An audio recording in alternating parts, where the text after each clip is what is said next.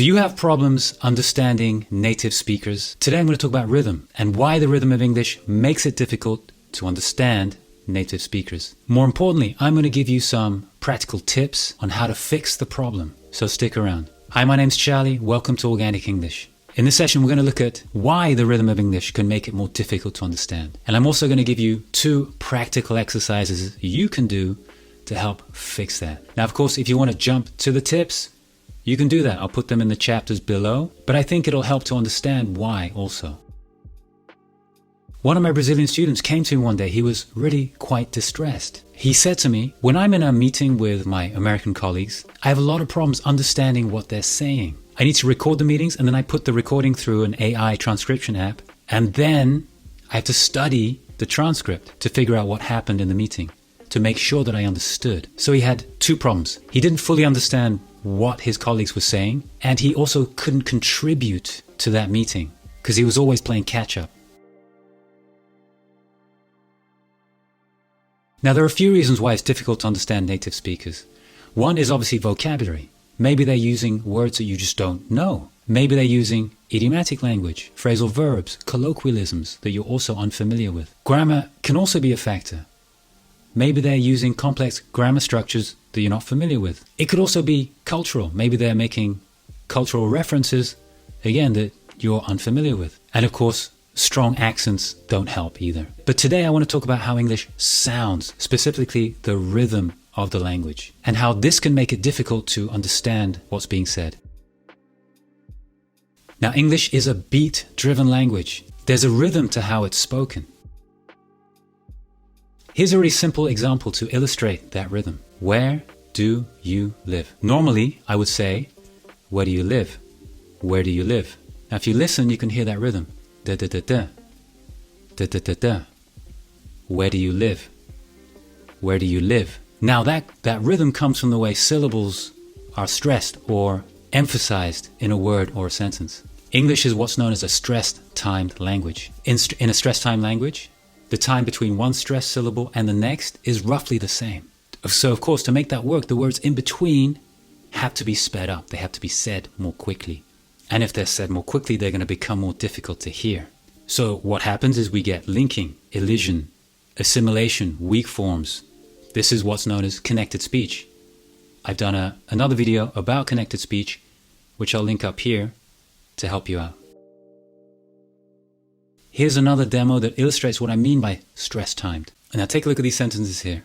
The first, as you can see, has 3 syllables. Boys play games. The next sentence has 4 syllables. The boys play games. The next, 5. The boys will play games. The next, the boys will be playing games, has 7 syllables. And finally, the boys will be playing the games, 8 syllables. I want you to listen to how I say each sentence, okay? Boys play games. The boys play games. The boys will play games. The boys will be playing games. The boys will be playing the games. Let me just say the first and last to contrast, okay? Boys play games. The boys will be playing games. I think you'll see that the last sentence with 8 syllables takes approximately the same amount of time to say as the first sentence with only 3 syllables. There's some words that I'm stressing, I think you can hear. Boys, play or playing, and games. But other words I'm rushing so that I can fit the longer sentence into the same amount of time. This is what gives English that characteristic sound. Now, some other stress-time languages are Thai, German, Russian, Danish, Dutch, European Portuguese, Persian. Other major languages like French, Italian, Spanish, Brazilian Portuguese, Mandarin Chinese, Turkish, Korean. These are what's known as syllable-timed languages. Now, syllable-timed means that each syllable takes approximately the same amount of time to say. There's no rushing, there's no squeezing. Remember my Brazilian student? His Portuguese is syllable-timed. Okay, but back to English, the stress-timed language. So what words are stressed and what words are not stressed? What words do we emphasize? Which words do we not emphasize? Let's look at the very simple example. Again, where do you live? Where do you live? I think you can hear that where and live are both emphasized, are both stressed. Now, I would argue that these two words contain the main meaning of that question. They're what's known as content words. Content words include nouns, adjectives, adverbs, main verbs. Here, the main verb is live, where is an adverb. The words that are not content words are known as function words or grammar words. Function words or grammar words are prepositions, pronouns, the verb be, auxiliary verbs. In our example, where do you live? Where do you live? Do is an auxiliary verb. You is a pronoun. As that example illustrates, content words are strongly pronounced. Function words are reduced. Now, a good analogy is bricks and cement. Content words are the bricks. They're strong. They don't get squished. They don't get crushed. The function words are the cement. They get crushed between the bricks. They become difficult to catch. Here's another demonstration with some very common sequences or combinations of function words.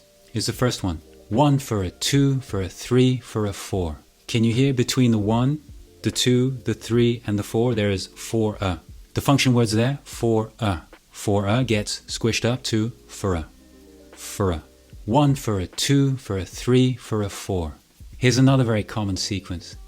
1 was in 2, was in 3, was in 4. In between the numbers, there is was in, which becomes was in, was in. 1 was in 2, was in 3, was in 4. And finally, 1 has been 2, has been 3, has been 4. Again, in between the numbers, there is has been. This becomes has been, has been. 1 has been 2, has been 3, has been 4. Okay, so that's the theory. Now, the practical solutions, the exercises you can do to improve your understanding. Now, the key is to listen with purpose, to listen intensively. You're training your ears so you can hear the rhythm. As a bonus, this will also help with your speaking and your pronunciation. First one is called micro-drilling. Take a short piece of audio. Could be from a TV show, a movie, a podcast. Listen to it and try to repeat. You mimic the speaker.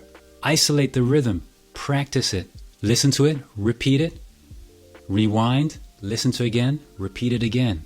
Drilling. The multiple repetition will help to highlight the rhythm in that phrase. Here's that example again. Where do you live? Where do you live? Where do you live? You hear that rhythm? Da da da da, da da da da, da da da da. When you think you have it, move on to another section of audio. Again, keeping it short, okay? Listening for that rhythm. This is great for your listening and your speaking skills.